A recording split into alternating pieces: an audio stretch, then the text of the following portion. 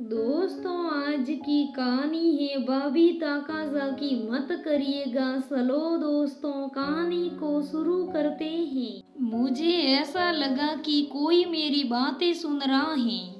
मैंने अनुज की ओर चुप रहने का इशारा करते हुए कमरे का दरवाजा झटके से खोला।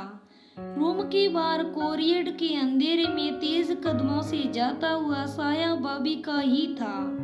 रूपाली को बहुत तेज गुस्सा आया, पर उसने उस वक्त कोई प्रतिक्रिया नहीं दी। अंदर से अनुज ने आवाज देते हुए पूछा, क्या हुआ रूपाली? कोई है क्या बाहर? हाँ अनुज, मुझे लगा कमरे के बाहर कोई है, शायद मुझे भ्रम हुआ। कहते हुए रूपाली ने कमरे में आकर फिर से दरवाजा बंद कर लिया। रूपाली संयुक्त परिवार में छोटी बहू है। जेठानी ज्योति और जेठ आयुष जी उनके दो बच्चे थे।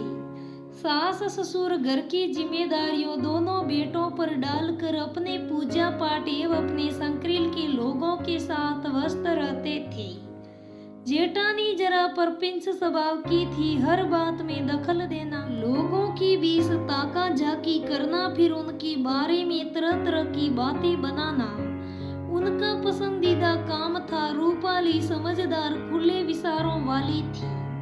उसको जेठानी जी की ये हरकत कतई पसंद नहीं थी, इसलिए वो उसने ज्यादा बातचीत ना करके अपने ही काम में काम रखती थी। रूपाली की दोनों बड़ी नंदे हमेशा की तरह गर्मी की छुट्टियां बिताने कुछ दिन के लिए मायके आई हुई थी।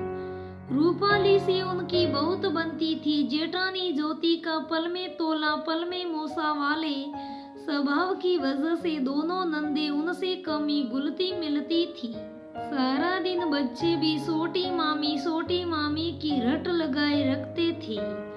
एक दिन दोनों नंदे मार्केट जाते समय रूपाली से भी साथ चलने को बोला तो ज्योति का मुंह तुरंत बंद गया। रूपाली ने सोचा, मॉल खराब करने से अच्छा है कि वो ना जाए, इसलिए लंच बनाने का बोलकर प्यार से जाने को मना कर दिया। नंदों की मार्केट जाते ही ज्योति रूपाली से बोली, तुम खाने की तैयारी करो, मैं आती हूँ। काफी देर तक जब ज्योति नहीं आई तो रूपाली उनके कमरे में बुलाने गई तो वो अपने कमरे में ना होकर नंदों के कमरे में मिली। रूपाली ये देखकर सकते में आ गई कि ज्योति नंदों की असेटी में सारे सामान को उलट पलट रही थी और सब देख रही थी। रूपाली को अचानक सामने देख ज्योति शक पका गई। भाभी, ये आप क्या कर रही हैं?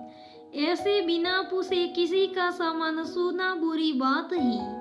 अरे क्या बुरी बात, मैं तो देख ही रही थी कि दीदी लोग इस बार कौन कौन से नए कपड़े और सामान लेकर आई हैं। ठियाई के साथ ज्योति ने जवाब दिया, अरे तो जब वो पहनेंगी तब आप देख लेना, या उनकी मौजूदगी में आप देखती हैं। ये तो गलत है भाभी। अरे मैं कौन सा चोरी कर रही हूँ भाभी? यूँ सुबह लोगों के सामान की तलाशी लेना, सुप कर बातें सुनना भी तो सही नहीं। मैंने कई बार आपको माँ जी के कमरे में बाहर कान लगाए देखा है, पर मैं सुप रही। कल रात तो आपने हदी कर दी।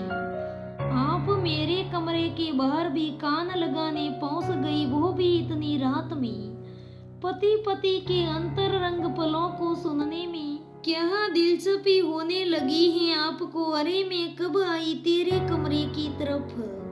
मैं तो किचन में पानी लेने गई थी। अचानक चोरी पकड़े जाने से ज्योति की जुबान लड़खड़ाने गई। भाभी, बातें मत बनाइए। मैं चाहती हूँ तो इस बात को बतंगड़ बना सकती थी, मगर मैं चुप रही।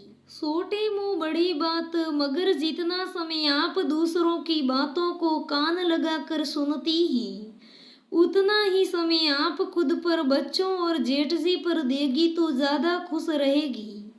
दूसरों की जिंदगी में ताकाजाकी करने और उनकी खुशियां देखकर किलसने से अच्छा है कान लगाना बंद करिए, ध्यान लगाना शुरू करिए। अपने परिवार खुद की खुशियां बनाकर अपना जीवन खुशहाल बनाइए। दोस्तों, हमारे आसपास भी ऐसे कई लोग हैं जो हमेशा कान लगाने और दूसरों की बातें सुनने, हमेशा दूसरों पर ध्यान देने में बिजी रहते हैं। तो ऐसे लोगों से विनती करती हूँ कि ऐसा काम करने से आखिर क्या मिलता है आपको। इसलिए दोस्तों, ऐसी किसी की आदत हो तो सुधारने की कोशिश करनी चाहिए। मेरे भी आसपास ऐसे बहुत सारे लोग हैं। दोस्तों, ये कहानी कैसी लगी मुझे कमेंट करके ज़रूर बताइएगा। अगर कहानी अच्छी लगी तो लाइक करना, शेयर करना और हमारे चैनल को सब्सक्राइब करना। धन्यवाद दोस्तों, फिर मिलेंगे।